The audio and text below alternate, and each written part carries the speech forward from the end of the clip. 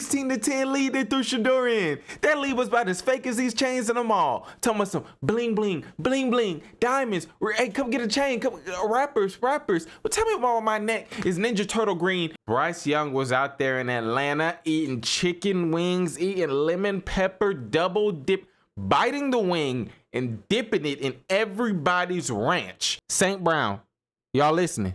2 catches on 12 targets. Sam Darnold had 4 interceptions. You know Wendy's the 4 for 4. You get the burger, you get the drink, you get the fries, and you get the nuggets for $4. This game was an old Western shootout. Pew. You got hit. Pew. I got hit. Pew. You got hit. Pew. I just scored. A comeback is not whenever you're winning the whole game and then you choke and then you win at the end. That's not a comeback. I read the Jets. Look, okay. I ain't yawned all episode. That should just let you know what the Jets are. They making me yawn.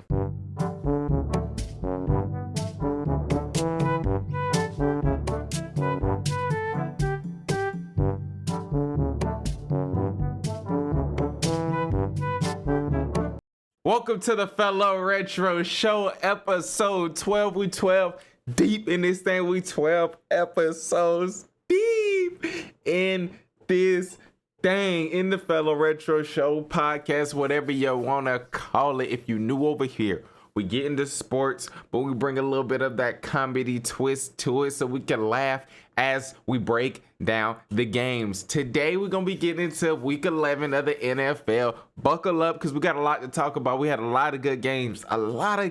We have been waiting for a lot of these matchups, a lot of these moments that we got in week 11. Hey, some people showed up. Some people showed out. Some people showed up and got an L. Some people showed up and got a W. We finna talk about it all. And we're going to start it off with the Ravens and the Browns. The Ravens beat the Browns 23-16. And we got our Shedeur moment. And when I say we, I'm saying as fans. We all knew Dylan Gabriel wasn't it. Browns fans, football fans, we all knew Dylan Gabriel wasn't it. We don't know if Shedeur is going to be it, but we would rather have seen it rather sooner than later. Nothing against Dylan Gabriel, but he's just not good. He may be a backup quarterback, just like a future backup quarterback. That's still good. You're still getting paid. You get to jump in there and do your Jacoby Brissett whenever your starting quarterback goes down, but he's not the franchise. The Browns should not be 2-8. I know the memes. I know people like to be like, oh, the Browns are the Browns. The Browns are gonna Browns. But the Browns, quarterbacks aside, we ain't talk about the quarterbacks. The Browns had an A+ draft. The Browns had a A+ draft.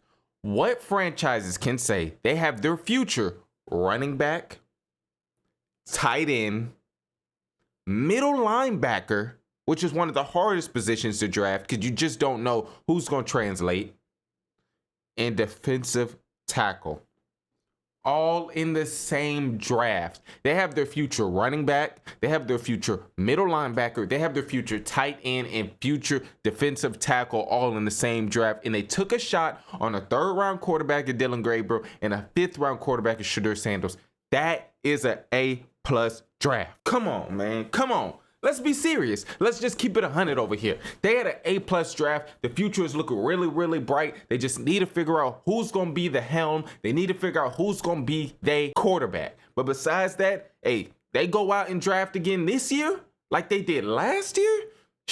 Look out for the Browns. Look out for the Browns because the Ravens' future is looking real tricky, Mickey. And we're going to talk about that because we're going to talk about it all today. Yes, the play for the Browns has been same old Browns on offense. That defense is spectacular. Man. I'm talking about that defense does not deserve that offense. If you didn't see this game, we finna break it down right here, all the way leading up to Shedeur's performance, and we're gonna talk about that as well. The Ravens, man.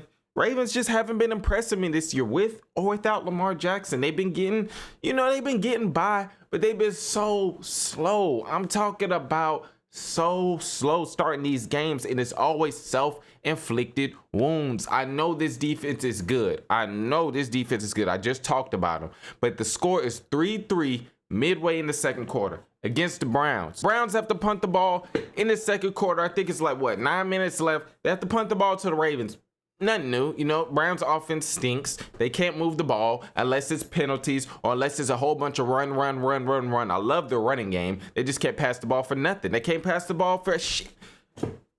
Boom, punt the ball off to the Ravens. Ravens punt returner muffs it. Browns recover right there on Baltimore 6. This moment right here is whenever you find out who wants to play football, who's tired of losing, who's tired of being the Browns. This moment right here is whenever you find out who is going to be on this team and who's going to be a baller and who got some nuts. And the coach ain't got none. He ain't got none. You get 4 plays from the 6-yard line. You run the ball the first time, you gain 3. You run the ball the second time, you lose 3. And you know damn well Dillon Gabriel wasn't going to complete no pass on 3rd and goal from the 6. So you pass it anyway, nothing. Field goal. If you were going to kick the field goal, you might as well just ran it 3 straight times and just say, hey, let's see how close we can get. And then we could either try to go for it from the 2 or the 3 instead of the 6. Or come on now. Like, this is the same thing the Giants did last week, and this is what got their coach fired. The fact that Kevin Stefanski still has his job is crazy. And I'm not calling for nobody's job. I know people got to put food on the table. I know people got to feed their kids, feed their family. Hey, I'm all for it. But whenever it comes to coaching a team up, to making a team be better, to build towards something, what is he building? You're kicking a field goal at the 6-yard line whenever you know your points are at a premium. This ain't the 2000s. This ain't the early 2000s Browns versus Ravens, where whenever you kick a field goal as a team, that's just letting you know psychologically, we're going to be back down here and we're going to get 7 or we're going to get 3 again. You punch that ball and you try to go for 7 whenever your points aren't guaranteed. This is not going to be a low scoring game, just like a 3 off. When he kicked that field goal, I was just out. I was like, yo, you got 2 wins. Why are you kicking a field goal? And you basically got gifted this ball right here on the 6. Go for it. What are you doing? What are you telling your team? Kick the field goal for what? To make it look good? 6-3? You still lost. And you didn't have a chance the whole time. That was just a lame decision. That was a weak decision. That was no guts, no glory. That decision right there alone just lets me know where the Browns is going with Kevin Stefanski or whoever's calling the shots over there. The Browns offense have not showed you anything to this point that they could get back to that spot on their own. That first field goal drive. Let me break it down to you. Run, penalty, run, 1 pass. He completed 1 pass on that first field goal drive. He completed 1 pass for 1 yard on that scoring drive. Then he had to pass the ball again on 3rd and 7 to keep the drive alive. Incomplete. So you get down there at the 6 and you run, pass, kick, trash. I'm sorry. That whole sequence was trash. Didn't the Ravens come out? Pick. Lamar Jackson throws a pick right to the Browns defense. They run it all the way back, because if they didn't run it all the way back, they weren't going to score off of that. They probably would have got a field goal out of it. They run it all the way back. Touchdown. Now it's 13-6. No, it's 13-3 at this point right here, yo. Ravens drove so quick. I'm talking about no speed limit check. I'm talking about speeding ticket quick. Right after that pick 6, the Ravens drove right back down that field. Now it's 13-10. Now it's getting tricky. The Browns muster up some first downs to get a field goal right before the half. Now it's 16-10 going into halftime. Now watching that first half, there is nothing positive on the Browns side of things on offense that you could say, you know, you're working towards to go into that second half. They got a 16-10 lead against the Ravens, but their offense hasn't done nothing. It got gifted a pick 6, that's defense. It got gifted a muff punt, and it turned into 3. So really, all the Browns did was score 6 points off of 2 field goals in that first half. Yes, you see the score. The Browns score all 16 of their points in the first half. And that don't got to do with Shedeur. It does and it doesn't. It does and it doesn't. Now we finna get on to Shedeur. We're finna talk about this performance, and we're gonna talk about this setup. Yes, I said that this was a set up on Shedeur. They set him up. They set Shedeur Sanders up. No excuses. Hey, I'm telling you right now, no excuses. He lost the game. But this is what they do. Y'all. They put you in a game where you're up. They put Shedeur in the game whenever they were up on the Ravens, up on the division rival, but knowing damn well everybody in their mama that was watching this game knew no matter what that score says, the Browns wasn't really winning. They wasn't really winning.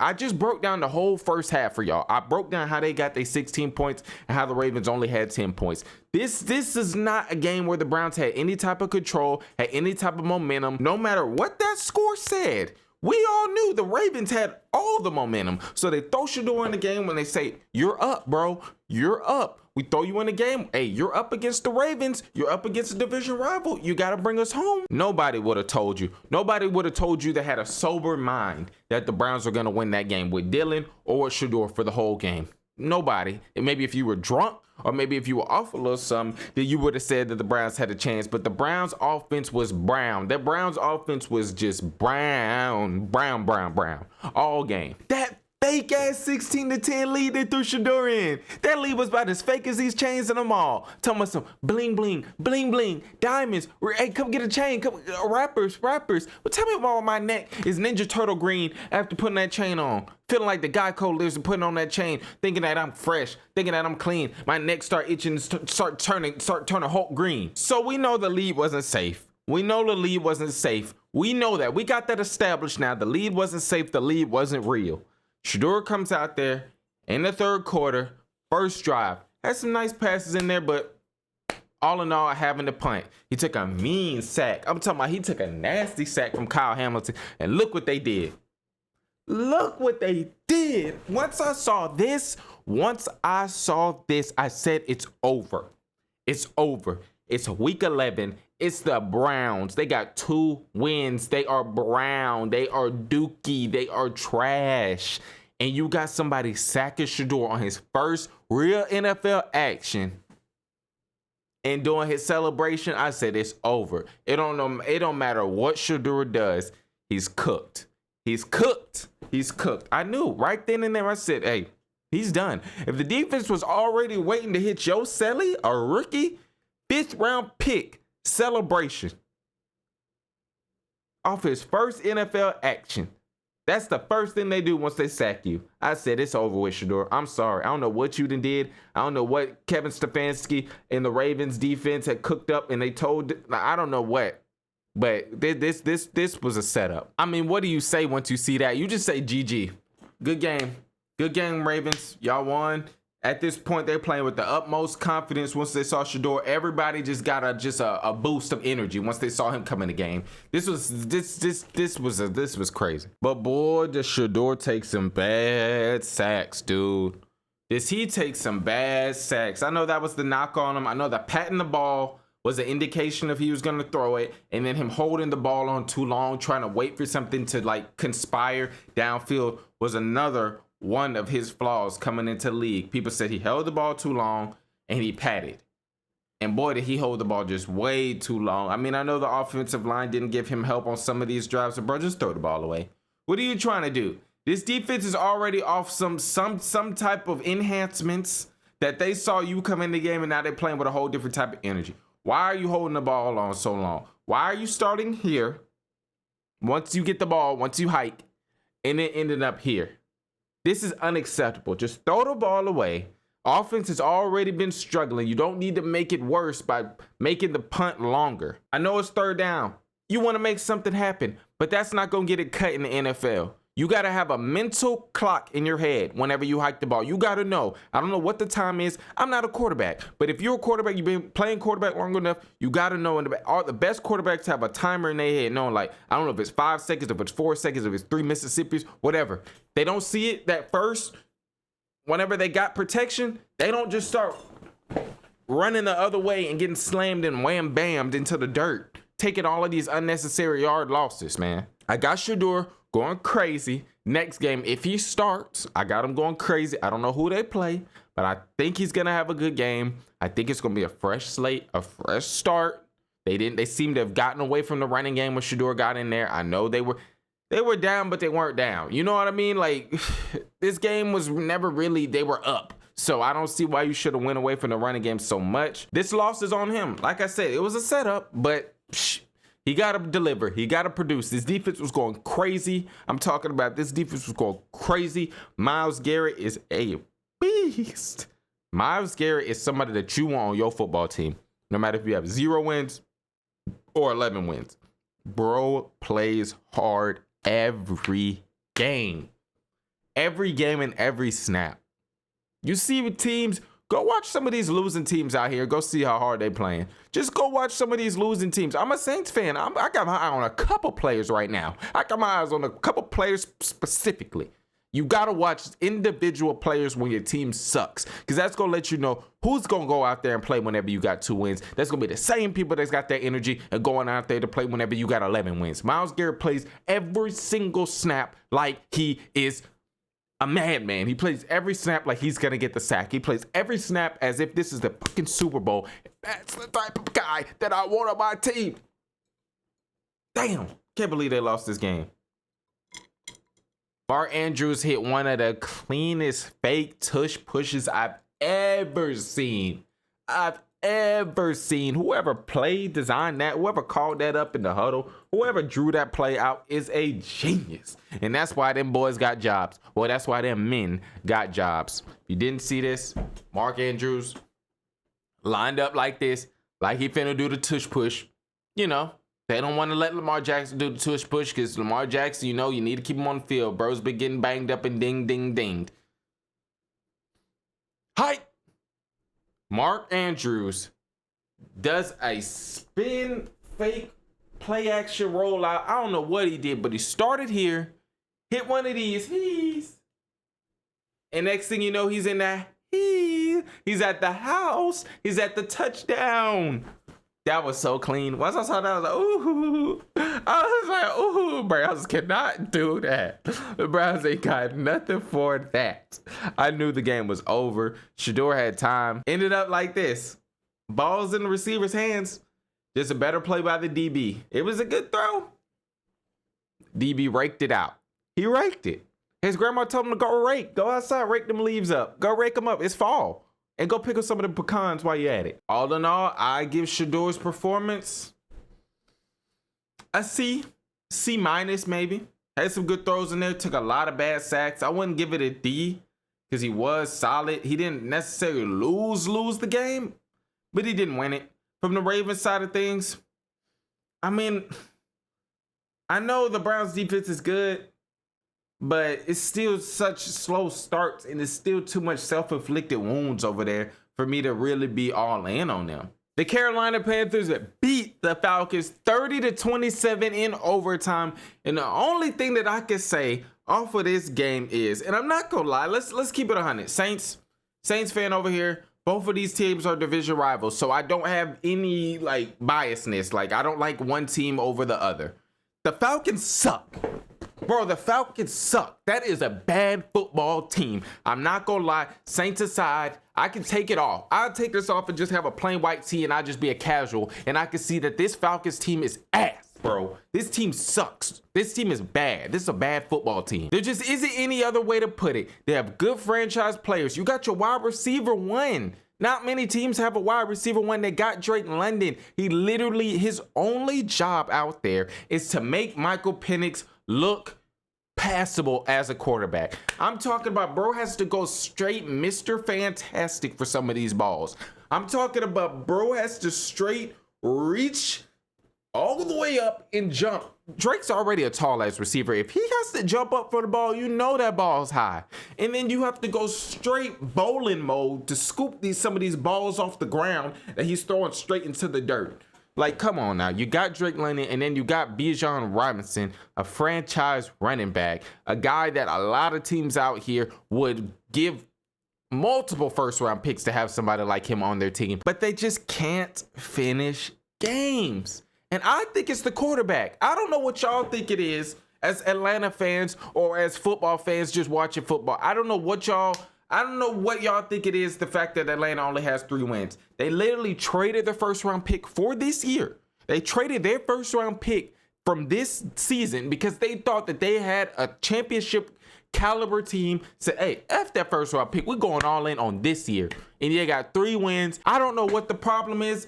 I do know what the problem is. I think it's the quarterback. I think you have any other quarterback in there that's not Kirk Cousins, it's not Michael Penix, this team is a lot better. That's what I think. Hey, Atlanta, you're up 21-7 to the Panthers. 21-7. The Panthers get a late field goal and you up 21-10 going into halftime, and you still lose the game.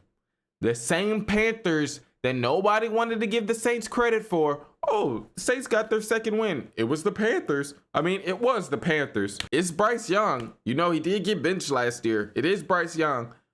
Bryce Young was out there in Atlanta eating chicken wings, eating lemon pepper, double dip, biting the wing and dipping it in everybody's ranch. He did not give up tonight in Atlanta. We just had Bryce Young looking like a kid that found out that Santa wasn't real. Bro was looking sad and just contemplating playing football anymore. He was looking out of it. And then he goes to Atlanta and he puts up 448 yards. He puts up 448 yards against the Falcons with 3 touchdowns. You would have thought it was the second coming of Cam Newton and them boys. I'm looking around looking for somebody to hit a dab or something. I'm like, when did when did Carolina's offense get this good? When did Carolina's offense start having some motion? When did Carolina's offense start having this much fun and doing whatever it wanted to do to defenses? We just played them boys and they didn't look like nothing. They ain't look like nothing. Shout out to Bryce Young. I just said after that Saints game, I said Bryce Young cannot win you a football game in the NFL. You put the ball in Rico Dowdle's hands and you let him run you to the finish line. And you know, if you need a third down here or there, give it to Bryce Young. But boy, did he shut me up. Boy, did he shut me up. I said, yeah, you could go to the video last week. I said Bryce Young cannot win you a football game in the NFL. But damn, I forgot about the Falcons. I forgot about this football team, but this football team will make anybody. This football team will make anybody believe it. Your favorite player. We killed 2 birds with 1 stone in this game right here. Bryce Young showed he is a franchise quarterback and he can be elite in the NFL. And 2, the Atlanta Falcons are trash. They terrible. They're terrible. And they tried to cheat, y'all. If y'all didn't watch this game, they tried to cheat the Panthers. They tried to cheat the Panthers talking about some Rico stepped out on that touchdown pass. But you know, ball don't lie. They got it right back. Touchdown and 2-point conversions. Talk to me, Atlanta. Talk to me. The Falcons are about to have the same amount of wins and losses. The Falcons are going to have the exact same record as the Saints come Sunday. Let that sink in. And they don't even got their first round pick. The Bills beat the Bucks 44-32. And this game right here is for the kids, man. This game right here was for the Madden lovers. This football game was for the kids and for the gamers out there that go for it on 4th down, no matter where you're at on your field, no matter where you're at on the field. They ain't kicking no field goals. They ain't punting the ball. They don't care how many points the other team scores because they say, hey, we're going to outscore you. We don't care about defense. If we get a stop, cool. If we get a pick, cool. But we ain't worried. You can score 50. We trying to score 57. And that's what this game was tonight.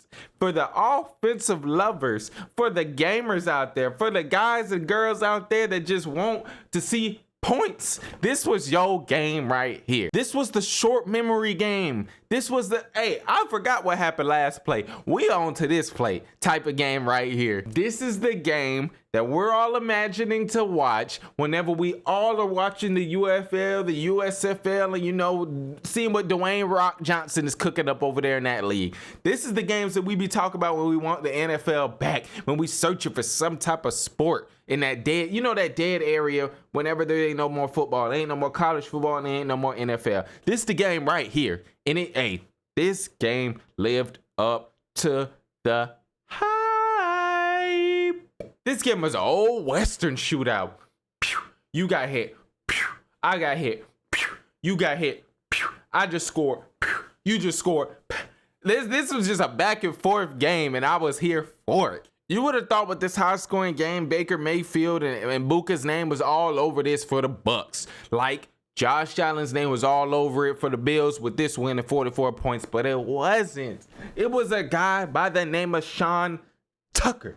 Sean Chris Tucker. You know what? I ain't gonna disrespect him and say Chris Tucker. He know his name. His name is Sean Tucker. Now, I know who Sean Tucker is because I'm a Saints fan. And before there was a Bucky Irvin, Sean Tucker would get in that thing and he would get in that thing and just emerge versus the Saints. So I know Sean Tucker. I know he's a hard tackle. But did I think he was 100 yards, 2 touchdowns on the ground, 1 tippy toe tap, 28-yarder in the air touchdown, 3 touchdown total gamer? No, I'm not gonna lie. I don't sit up here a lot of y'all. Did I know he was a solid back? Yes. Did I think he was capable of this? No. But after that Sean Tucker touchdown where he toe tap and made it 32 Bucks, 31 Bills, this is whenever we found out in the fourth quarter one team has Josh Allen and one team has Baker Mayfield. Now, Baker Mayfield, I'm not slighting him. I'm not slighting Baker. He was in the MVP talks before Drake May woke us up, woke everybody up out of bed and said, hey, ding, ding, ding, ding, ding, flicking the lights on and off, trying to wake everybody up and said, I'm here. I'm the MVP. I'm here. Before he woke all of us up, we was all asleep on Drake May. We was asleep. Bucks up in the fourth, but this is when Josh Allen goes MVP mode. This is whenever he says, hey, I'm going to will us with the arm. I'm going to will us with the leg. I'm going to will us with the Bills score, make it 37-32. Bucks get the ball. They don't convert. They don't make nothing happen with it. And this is whenever it was over with. You knew the game was back and forth. Hey, Bills scored. They up. They up 37-32.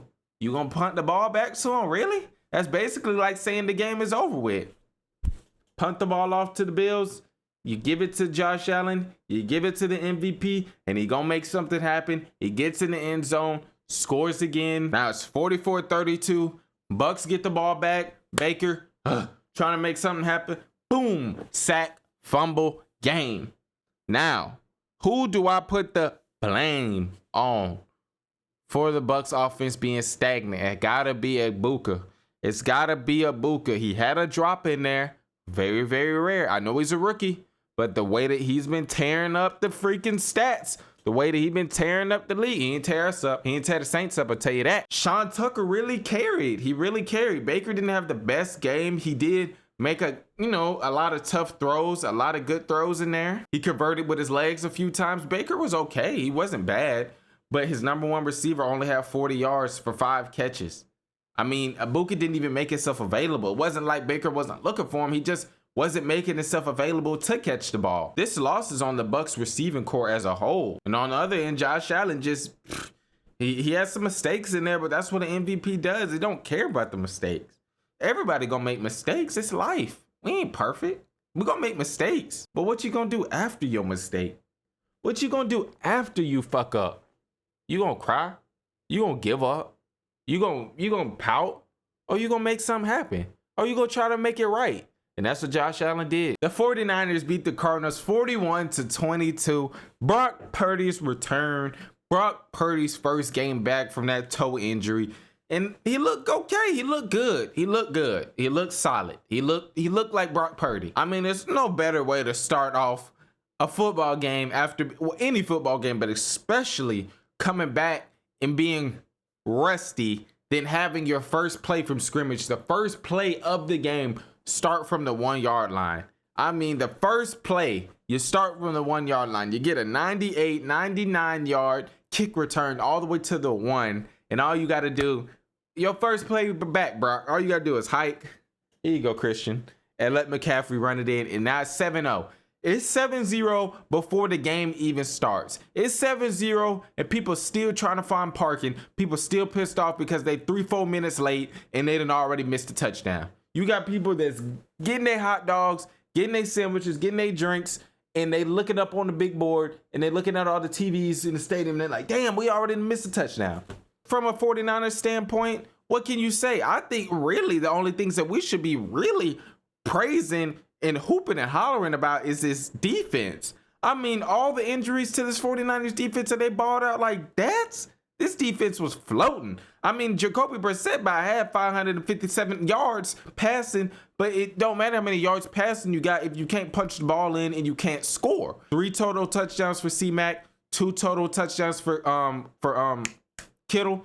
That's all you can ask for. That's really all you can ask for as a quarterback, is that your superstars, that your playmakers show up. On the Cardinals side of things, I mean, where do we start? There was no run game tonight. I mean, the run game was non-existent. I think I saw somebody run the ball like, what, 4 or 5 times the whole game? Now, I know it was a blowout, but it wasn't really a blowout the whole game. Jacoby Brissett threw the ball 57 times, y'all. 57 times. That is unheard of. Bro threw the ball 57 times, y'all. 450 yards, 2 touchdowns, 2 interceptions. It looked like a freaking backup out there tonight. He looked like a backup out there for a couple of throws. Those 2 picks, one was miscommunication. That first interception wasn't on him, but that second one was just a bad throw, trying to do too much, trying to fit the ball into a place where the ball just didn't want to be fit at the right time. At that time, he had a laser. He had a starting QB throw between 2 defenders. Look, this is the mic. This is Trey McBride. My hands are 2 defenders, and he put the ball right on Trey in that end zone. That was a good throw. But positives for the Cardinals. This dude Wilson, I don't know who he is, but you better check up on him. You better check up on him. No Marvin Harrison Jr. tonight, and I do not sit up here and act like I know everything, because I don't. I'm still learning. That's how you got to be out here willing to learn. You can't be out here thinking that you know it all, because I don't. I'm willing to learn. I'm open to it. I'm like A.J. Brown. I'm always open to it. But, bro, is he on my radar? And he should be on y'all's defensive coordinators' radars as well. This Michael Wilson dude, he better be on your radar. If he ain't, he gonna do what he did tonight to you. And he gonna do what he did tonight to your favorite team. 15 catches. 15 catches tonight for 185 yards. Be on the lookout for that dude Wilson. That is a positive. That is a positive for your team if I've ever saw one. Your wide receiver 1 is down, and you got a dude in Wilson that can step up and give you 15 catches. That alone is nice. Forget the 185 yards, because you could get 185 yards off 4 to 5 catches if they deep balls. 15 catches, yo. And it wasn't no fake stats. This isn't no, you look at the score and you might be like, man, that was in garbage time. No. That was the whole game from beginning to end, bro, was cooking. 15 catches for 185 yards. The Rams beat the Seahawks 21-19 in this game right here. Ooh wee! This game right here was gonna be one of them ones. This game right here is where everybody was watching. If you a football fan, you cut on this game and you were like, let me see something. These 2 teams right here have been some of the hottest teams in the league right here. And not only are they same division, they in the same conference. They gonna see each other. Give us a good game. Is Sam Darnold really him? Should Sam Darnold really be MVP conversations? Is JSN really the best receiver in the league? What is this defense like for the Rams? Is Matt Stafford and Puka and Devontae Adams going to show up and show out and show that the old head still got it, that Unk still got it? That's what I'm thinking. That's what, hey, I'm on the edge of my seat for this game because a lot of questions are going to be answered. And it's not multiple choice. These are those answers that you gotta type your answer, that you gotta write your answer. Some questions did get answered today. Where do I start? I mean, let's talk about the game first, and then we'll go in on specific players. The Rams already pissed me off to start the game. I'm not gonna lie. Rams pissed me off to start the game because Kyren Williams, he got you all the way down there to the goal line. It was literally Kyren Williams. It was all him that first drive. It was all him. And then on 4th down, you want to get too cute, Sean McVay. You want to do a play action pass on 4th in the red zone when Kyren Williams did everything. I'm talking about he caught passes. He done ran hard to get you all the way down there, and you don't reward him. And you go 4th and goal, ball in the dirt, give it to Seattle. But luckily, Sam Darnold is who we all thought he was, and Sam Darnold is who we all believed him to be. Throws a pick, You get back down there, you get gifted with a pick right after you were in the red zone, and all you had to do was give it to your back. You learn from your mistakes. This is whenever you find out, hey, our team's legit. You learn from your mistakes. You know what you do whenever you get back down there the second time? Right after you just effed it up, give it to your back. Let him get in the end zone. It's that simple. Kyron Williams showed up for the Rams. JSN showed up for Seattle. I mean, the only people that you could give credit to for Seattle is JSN showing up with the one-handers and that defense.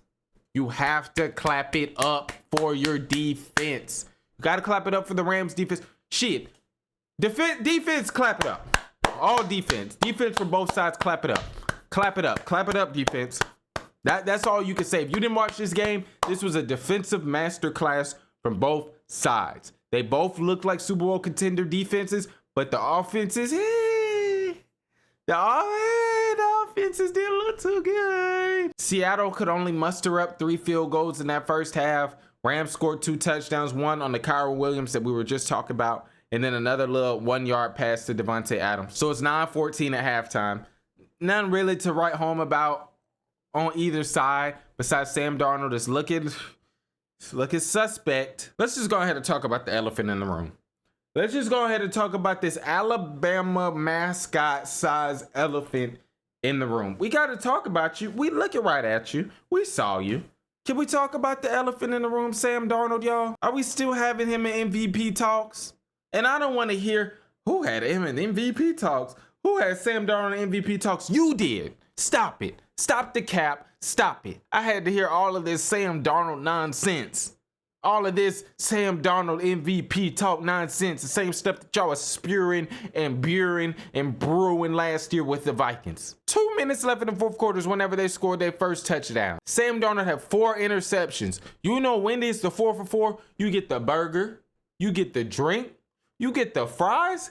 And you get the nuggets for $4. But with Sam Darnold, he's offering a better deal. He's offering an exclusive deal. You think Wendy's ain't got shit on Sam Darnold. You get the 4 for 4 from Wendy's, but from Sam Darnold, you get a bad throw, a bad decision, an INT, an interception, all for 4 interceptions. 4 for 4 with Sam Darnold.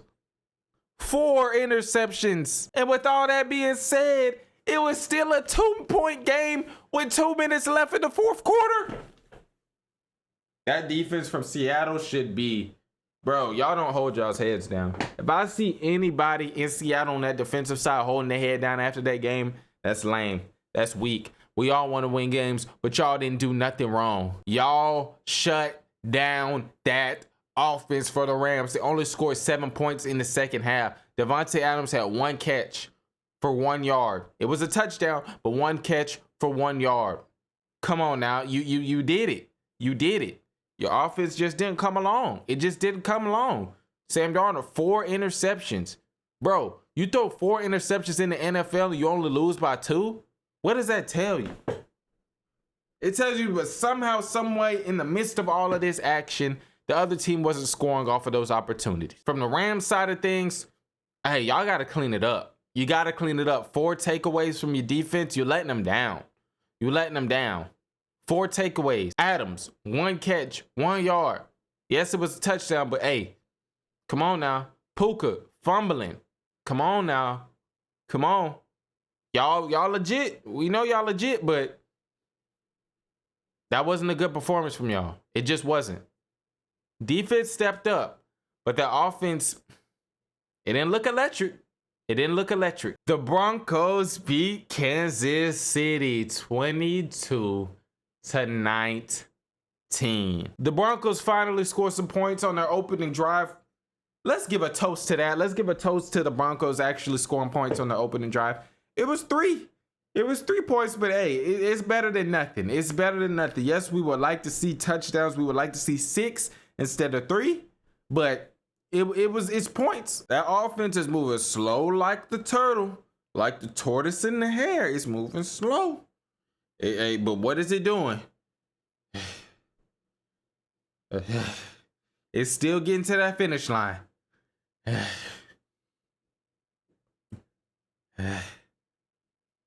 The tortoise and the hare. That's hey, I don't know who the hare is in this situation, but I know we got the tortoise. We got the tortoise to have sorted out. The tortoise is the Broncos right now. Their offense, at least. You scored 3 on your opening drive. Kansas City punched the ball to Mims. Mims gets a monster. I'm talking about monster mash return. Then on top of that, they get a penalty. Like Kansas City gets a penalty on top of that awesome return. So you getting the ball on the 11-yard line of KC. And guess what happens? It ends up being a field goal. Like, come on. Like, what are we doing? What are we not practicing? You can't just keep saying every week, man, that's some good defense. That's some good defense. Even though it may be good defense every week from all these teams, but come on. You getting the ball like Kansas City 11-yard line? And you can't even get to the 1 to make it a new set of downs? You kicking another field goal? Now it's 6-0? That was basically a 1st and goal, and you didn't make nothing happen from it. Like, it's starting to get tricky. Then after that, it's some more bad offense from Denver, some good defense from Denver. Then you look up, it's halftime, and the score is 6-6. The first touchdown of the game came with 4 minutes left in the third quarter, and it was from the Broncos. Now they're up 13-6, but Kansas City didn't waste no more time. They didn't waste no time. After Denver scored, they came right back. They came right back. Welcome back. Come again. Thank you. Come again. They came right back. Tied it up 13-13. Then Denver scores some field goals. Kansas City scores a touchdown, but then they missed the point after. So it's basically like 2 field goals. It's 6 points for Denver, 6 points for Kansas City. Now it's 19-19. Denver has the ball with 2 minutes left in the fourth quarter. And I knew this is Denver's game. If anything, keep the games close. Let the ball be in Denver's hands in the fourth quarter, and they gonna make something happen. They made something happen. They got a game-winning field goal from Lutz. I know Lutz. He just hit a lot of kicks for us as a Saints fan. I knew that was going in. Broncos, can you say you played well? I guess. Because all you do is win, win, win no matter what. I do want to give a shout out to Courtland Sutton, Mr. Third Down himself. In those final drives, in that fourth quarter, they needed to make some. They needed to convert. And Bo Nix made some good big time throws. Courtland Sutton was there. I mean, can't ask for much more. I mean, if you're gonna keep the game close, at least finish it. And that's what they did. Pittsburgh beats the Bengals 34-12. And this game right here was exactly what you thought it would be. This game is exactly what you thought it was. This game is exactly what we thought it was gonna be. A bad offense in Cincinnati. They're not a bad offense, but you got an offense in Cincinnati that's not complete versus a really good defense in Pittsburgh, and a struggling offense on Pittsburgh versus a terrible defense in Cincinnati. There's not much that you need to know from this game. Kenneth Gainwell played good for Pittsburgh, but this is all you need to know. If you didn't see the game, I'm going to put this on the screen. This is all you need to know right here.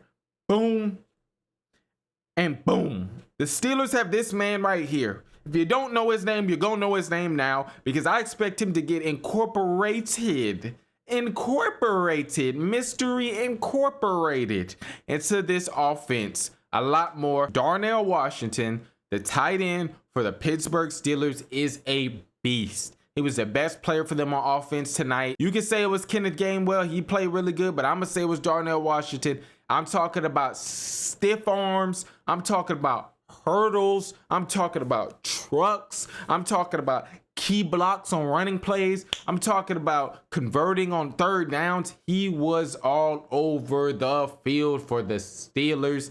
Him in the defense. Darnell Washington and that Pittsburgh defense stole the show. Positive for Cincinnati. If you have to have a positive from this game, at least whenever your number one receiver gets locked up and gets clamped and gets smoked out and just looks terrible, you got another guy in T. Higgins that could show up and produce. T. Higgins showed up. He produced. Chase Brown, the running back for Cincinnati, played really well as well. But as a whole, the Packers beat the Giants 27-20, and I'm not sold on the Packers. I'm not sold on them at all. Whatever they selling, I'm not buying it. I'm not buying nothing from Green Bay, man. Nothing. I have to see 2 more games, y'all. I'm watching 2 more games from the Packers, and I'm finna analyze them up and down, and then I'll have my verdict on them. But right now, they're not looking like a contender. They're not looking like a contender. I don't know whether this defense is trash or if it's good. I don't know if Green Bay want to run the ball or if they want to throw it. Like, I mean, Jordan Love is good. I like Jordan Love. He's nice. He had a dime. I'm talking about he threw a dime in the wishing well to Christian Watson. I mean, that pass he hit Christian Watson with, there was no other place for the ball to go. It was right there on him in the corner of the end zone. I'm talking about lovely. Literally, Jordan Love. He showed some spunk tonight. He showed some passion. You saw him like bowing up. Like, he heard it. He heard the rumors. He heard the talk. Is Jordan Love really good? Is this Green Bay Packers team really good? Look, I just said it. I just started off and said that. Is this team really that good? He was flexing. He was yelling. He just looked engaged. He looked like how I would want my quarterback to look in a game. Just the fight, the hunger, the want to win, the passion, the moxie, whatever you call it. He played well tonight. He played good. On the Packers side of things, I was impressed with Watson, and I was impressed with Jordan Love. I mean, Malik Willis came in there whenever Jordan Love was out, and he had a rocket, like literally a rocket to Christian Watson in the end zone, and he held on to it like with some like interference. Like, it was crazy. Like, Christian Watson had 2 great catches for touchdowns tonight. For Green Bay, the question is always who's going to be that receiver. I mean, we got a lot of guys, but we just don't know who the guy is. And Christian Watson, if he's going to be that guy, he has to be that guy because they got a lot. I'm talking about a lot of good tier 2 receivers around him. For Green Bay, those are the only positives for me personally that I could take from this game is your quarterback and your number 1 receiver. They played like it tonight. And on the Giants side of things, man, I'd be lying, man. I'd be lying if I said I wasn't rooting for Jameis in this game. I'd be lying if I said I wasn't rooting for Jameis, man. The thing about Jameis, bro, you want to root for him so bad, but you gonna get the Jameis Winston experience. And if you don't know what the Jameis Winston experience is, you gonna get a lot of yards. You gonna get some tough, grit plays. You gonna get some moments where you're like, why'd you do that? And then you end up like yelling and like celebrating. Man, he's just gonna give it his all. He's gonna try to win every game he's in. But an interception is coming. You don't know when, you don't know how, you don't know why, you just know an interception is going to come with Jameis. You just know. We got the whole Jameis Winston experience tonight. Jameis can win you a game if he comes in and you up 10 or if you up 7. But if it's a close nip and tuck game, he might sell it. He might throw the game away because he going to throw a pick in there somewhere, some way. You don't know when, but he gonna throw a pick. He did. This is when he threw the pick, y'all. It's just like at the most unopportune time. Up to this point, he was playing well. He was giving you the Jameis Winston experience, but it's not complete if you don't get that pick. The difference between Jameis Winston and Russell Wilson as quarterbacks for the Giants, you start Russell, you're not gonna be in the game at all. Like, you're just not even gonna have a chance from the time it starts.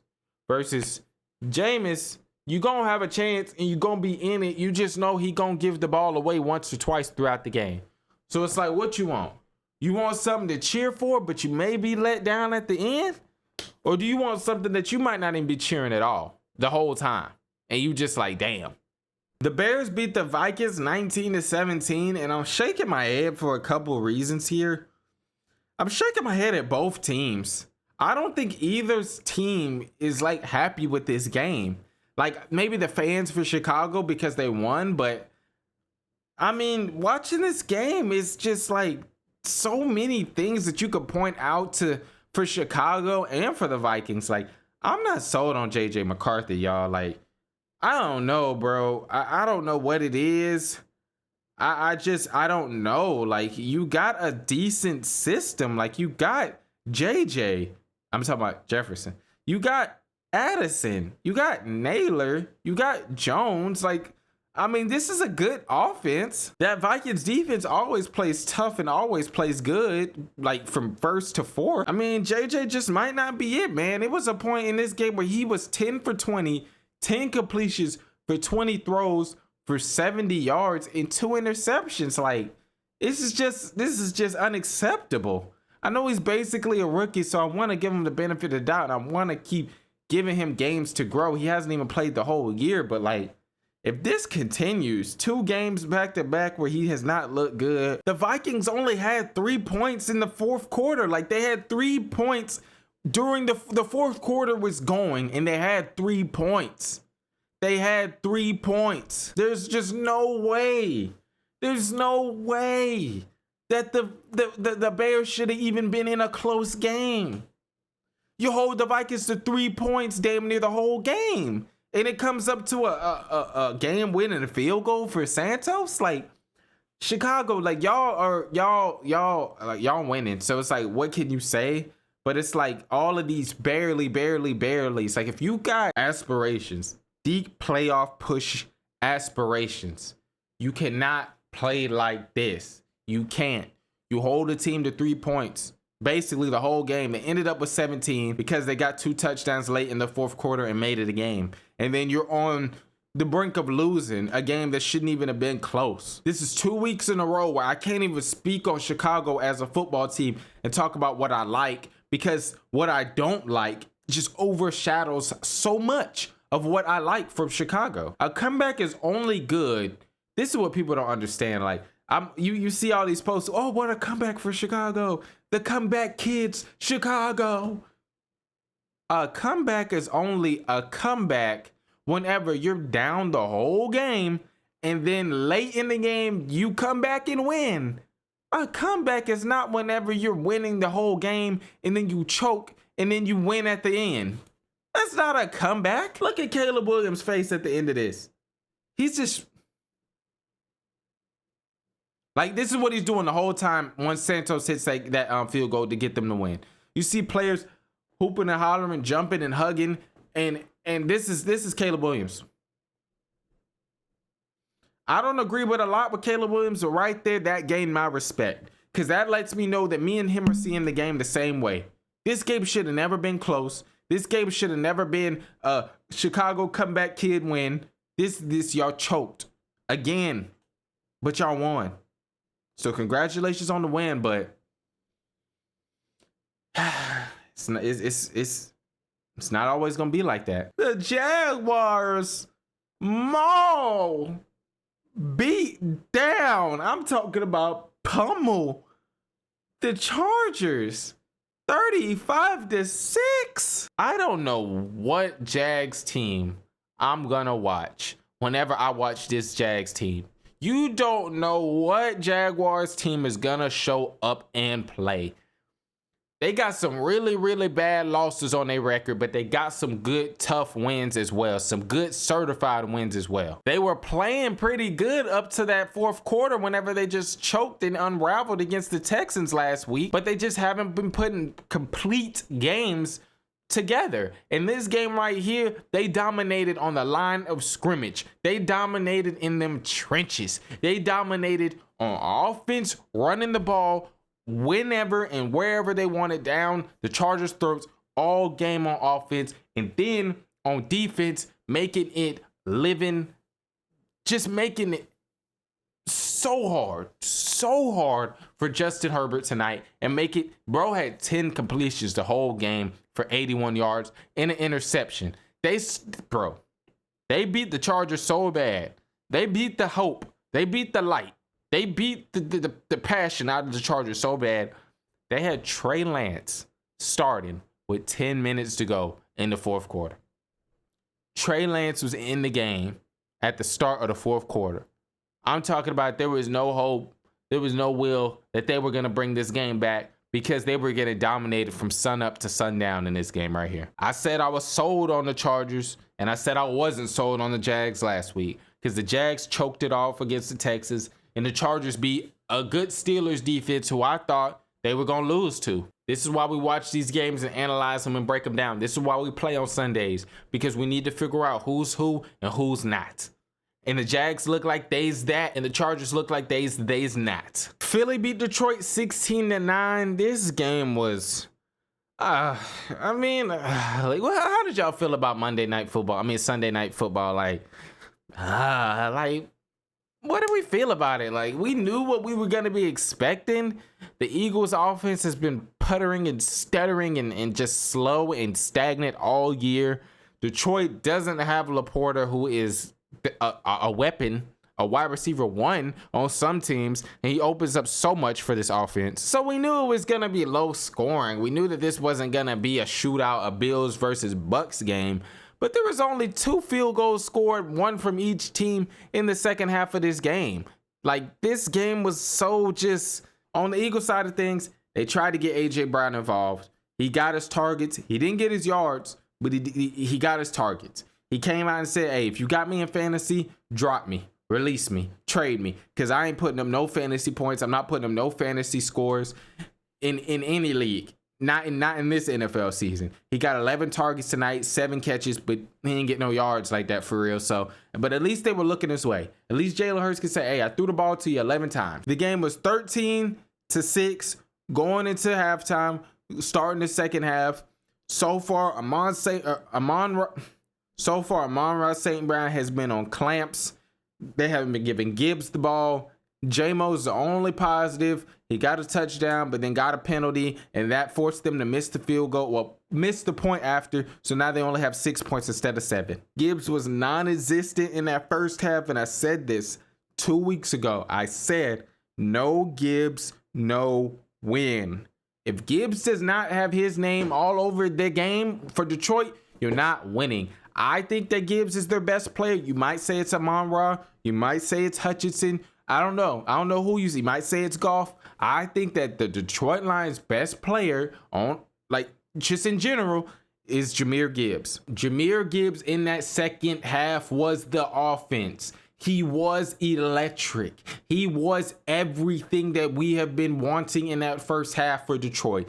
Jahmyr Gibbs in that second half put the team on his back, whether it was the run game, whether it was the receiving game. And you keep forcing the ball to Amon-Ra St. Brown. What are we doing? I know he's your best receiver, but he was clamped. He was boxed. He was seatbelt.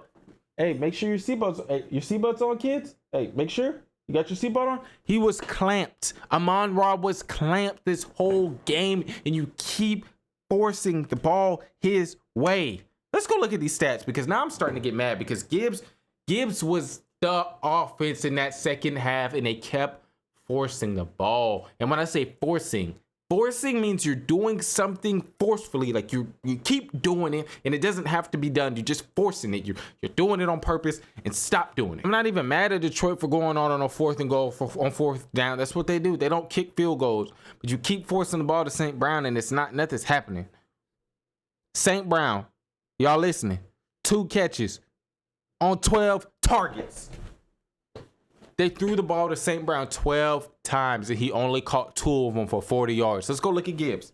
Because Gibbs, I saw it. Gibbs was the offense. Let's see. Gibbs, 5 catches on 8 targets. For how many yards? 107. You throw the ball to St. Brown 12 times, he only catches 2 of them for 40 yards. You throw the ball to Gibbs 8 times, he catches 5 of them for 107 yards. You keep forcing the ball to this man, bro. Like that Detroit's defense played really, really good. It played good just to get let down from this offense, man. From the Eagles side of things, Saquon had 28 carries. This offense might be cooked for the Eagles, man. I ain't gonna lie. If they don't figure something out, this offense for the Eagles is spooky, man. It's bad. This don't look like a Super Bowl contending offense. The Texans beat the Titans 16-13. I mean, what do you want me to say? What do you want me to say about this game? The score was 3-0 going into halftime. The score was 3-0 at halftime. What do you want me to say about this game? I say this every game, for the Titans at least. Their kicker's really good. Joey Slye might be the best kicker in the league. I mean, he just kicks the ball so good. the Titans have a really, really good kicker. On the Texans side of things, Nico Collins showed out. Real number one receiver out there. Looked good. Cam Ward did have a dime. He did have a really, really good throw to Okonkwo. Like, I don't know how many yards it was, but it looked pretty good. But what do you want me to say about this game? It was a hard watch. Not a harder watch than this, though. Ooh, this was a hard watch, y'all. The Dolphins beat the Commanders 16-13. I ain't never seen two teams want to lose so bad. Like, you hear that saying, and you're like, what? What do you mean two teams want to lose? Well, you didn't know. A team has to win. I mean, there can be ties in the NFL. Green Bay has tied a game. But for the most part, most of the time, a team has to win. And both of these teams didn't want to. They didn't want to win. Both of these teams wanted to lose. It just so happens that Miami, they won this one. This game was terrible. This game was awful. You know the game was bad whenever you're going for it. Bro, this won't be remembered because the Dolphins won. This won't be in a compilation, NFL worst plays or the worst plays of the year. This won't be in any compilation. You're not going to remember this because the Dolphins won. But the Dolphins go for it on 4th down. The Dolphins go for it on 4th and goal with a minute remaining. A minute left in the game. A minute left in regulation.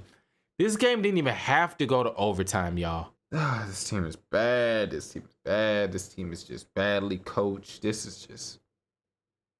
it's crazy because Washington still had a chance to win the game after that dumb decision, but they missed the field goal and they went into overtime. They could have won the game right there. That's crazy. Thursday night football. We ain't even gonna talk about it long because that was Thursday. It's about to be Monday night football. So Thursday night football, you don't know, the Jets lost again to the Pats. The Pats have an MVP in the name of Drake May, and the Jets have a QB in Justin Fields that I read the Jets. Look, I ain't yawned all episode.